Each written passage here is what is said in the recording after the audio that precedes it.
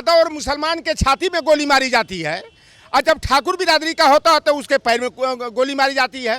कुल मिलाकर के उत्तर प्रदेश की सरकार में और योगी की सरकार में जाति होना ही गुनाह हो गया है। मंगेश यादव की जो ये फर्जी इनकाउंटर किया गया, फेक इनकाउंटर किया गया है, और उत्तर प्रदेश सरकार इसमें पूरी तरह कटघरे में है। अगर मंगेश को मारा गया, अगर वो अपराधी रहा, तो सचिन सिंह को क्यों नहीं मारा गया? उसकी छाती में गोली क्यों नहीं ठोकी गई?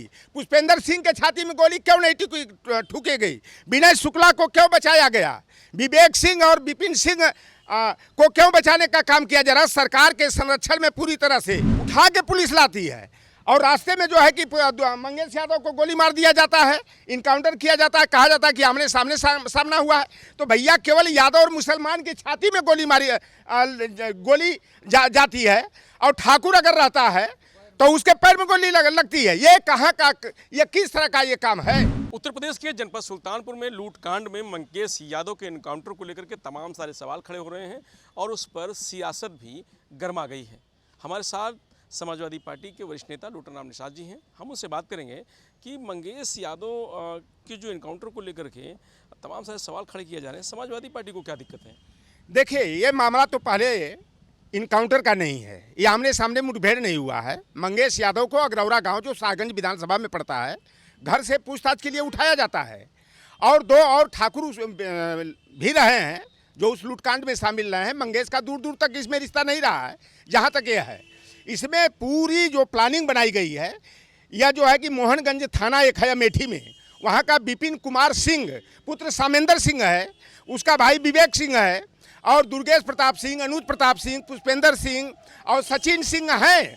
और उसमें 2 लड़कों को इसके मंगेश के साथ जो है सचिन सिंह और पुष्पेंद्र सिंह को पकड़ा जाता है। अब बड़ा आश्चर्य होता है कि यादव और मुसलमान के छाती में गोली मारी जाती है, और जब ठाकुर बिरादरी का होता है तो उसके पैर में गोली मारी जाती है।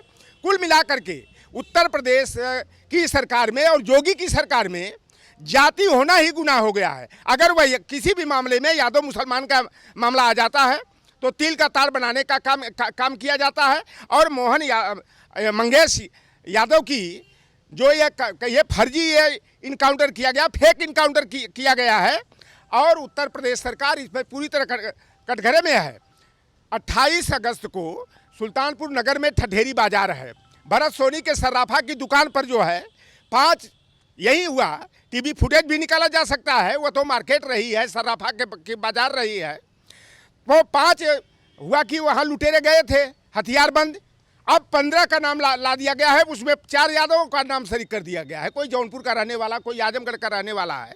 यह कुल साजिश के तहत, और एक आश्चर्य की बात है कि इस लड़के पर, मंगेश यादव पर 7-8 मुकदमे इधर कायम किए गए हैं, जो सामान्य से मुकदमे रहे हैं।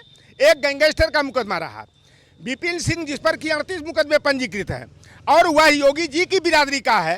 तो जो मास्टरमाइंड इस डकैती कांड का रहा है, उसको पूरी तरह से पुलिस संरक्षण में, कहिए सरकार के संरक्षण में, उसको रायबरेली में सरेंडर करा दिया जाता है, और मंगेश यादव को घर से पूछताछ के बहाने बुला करके हत्या करा दिया जाता है।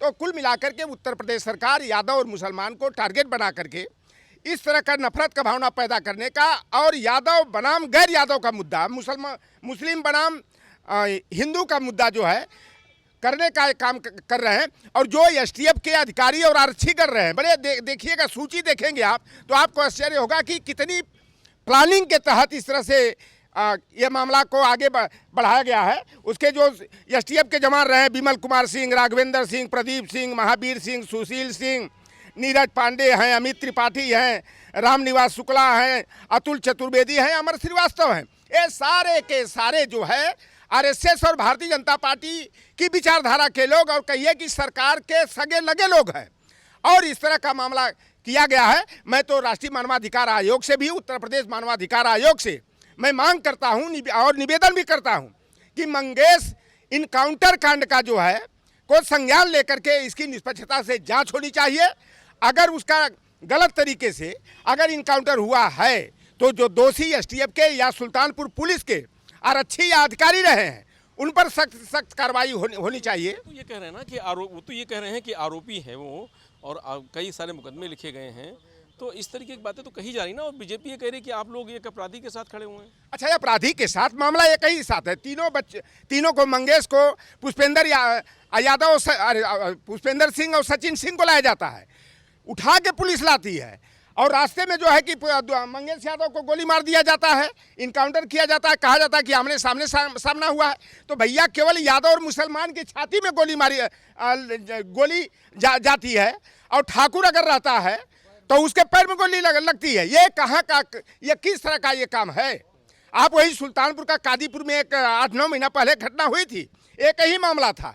एक ठाकुर अपराधी था, एक ब्राह्मण अपराधी था। ठाकुर अपराधी पर 48 मुकदमे कायम थे, और जो ब्राह्मण तिवारी जो था उस पर 32 मुकदमे थे। दोनों को एक साथ गिरफ्तार किया गया।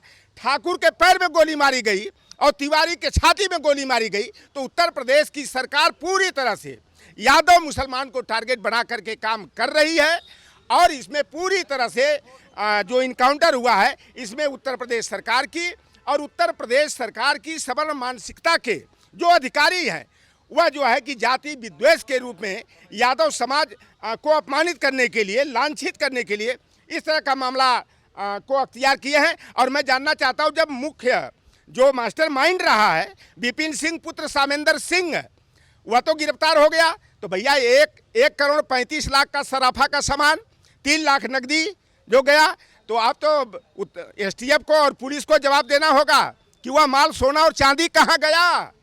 क्या कहीं आपस में जैसे कि लुटेरे भी रहे जोगी की बिरादरी के, इनकाउंटर करने वाले भी जोगी के बिरादरी के, तो कहीं उसका बंडर बात तो नहीं हो गया? क्योंकि जब पकड़ गया, अभियुक्त पकड़ लिए गए, तो भरत सोनी को सोना चांदी जो लूटा गया था, नकदी जो लूटा गया था, तब तो मिल जाना चाहिए।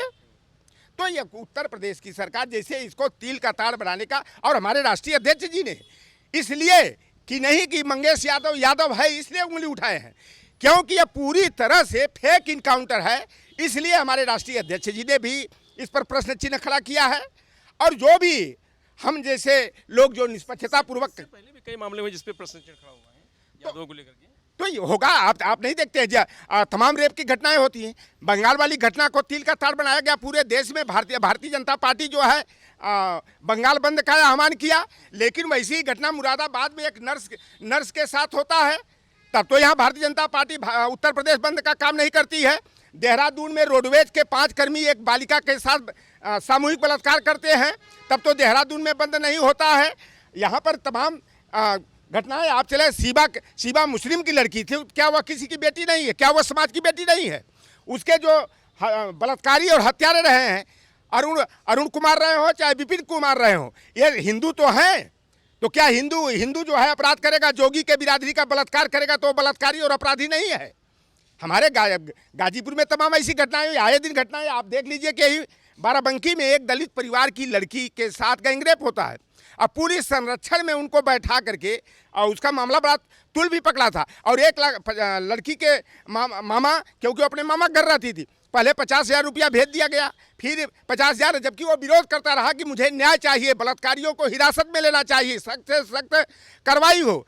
तो ये भारतीय जनता पार्टी पूरी तरह से बलात्कारियों, अपराधियों को संरक्षण देने वाली सरकार है। और योगी आदित्यनाथ ने जो 63 अपराधियों की, माफियाओं की, हत्यारों की जो सूची जारी किए थे, किसी पर 25 मुकदमा, किसी पर 48 मुकदमा, किसी पर 86 मुकदमा, और 63 में आश्चर्य की बात है कि 38 अपराधी जो है योगी जी की बिरादरी के हैं।